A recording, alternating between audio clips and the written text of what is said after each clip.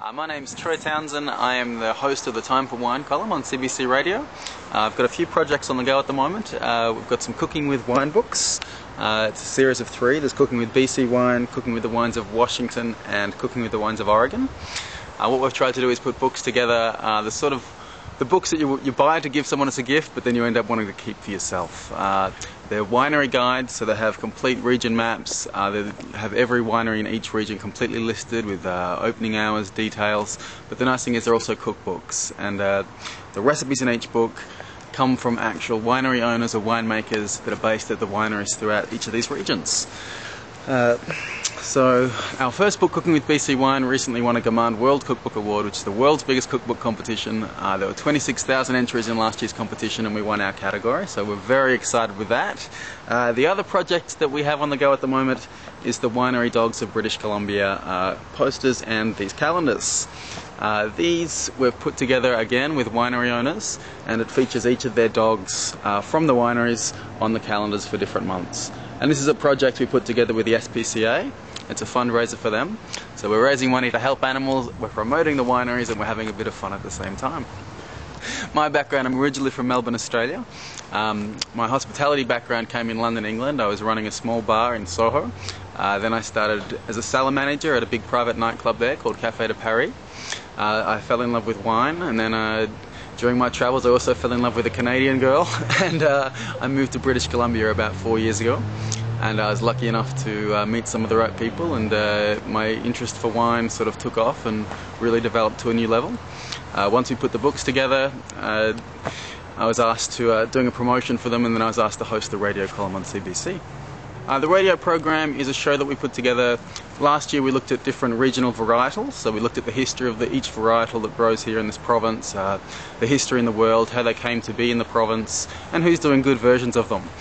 This year what we're doing is we're looking at the different regions throughout British Columbia. So we look at what grapes are growing in each area, what the climate allows, what the soil allows, and again, who's doing a good job of which grapes in each part of BC. It's on Tuesdays at 4:10 every Tuesday, and if you can't get it, it's on if you're in Washington or Oregon, you can always click on the net and you can hear what's happening in British Columbia. Right. I live in Victoria, BC, so out on Vancouver Island, where a lot of people don't know, but we have a lot of fabulous wineries out there. There's more than 30 wineries out on the islands now, and it's a great spot to come and visit. My wife grew up here in Naramata in the Okanagan Valley, so I first came out here just before our wedding. We were planning our wedding. We were actually married just down the road here in Penticton, and my family actually came over for the wedding, and we started touring some of the wineries just to show them things to do. And being a bit of a wine snob myself, and I hadn't known much about Canadian wine, and every time I'd try these wines I was amazed. These can't be from Canada, these are fantastic.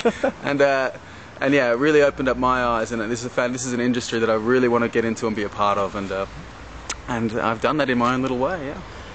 Yeah, the wines here have this fantastic acidity, this great quality, and it makes them not just good for food, but fantastic with seafood. You take a bite of your food, and then you can sort of cleanse your palate with this crisp, refreshing wine, and that's something that wines in this region really have in abundance. They're a pleasure to pair with food, and they're also really a pleasure to cook with. It's now our fourth printing of Cooking with BC Wine, and one of the nice things about this book is it was a self-published book, and so we're actually able to give $1 from every book we sell to Variety, the children's charity. So that's really exciting, because now we've raised almost $10,000 for Variety, so every little bit helps.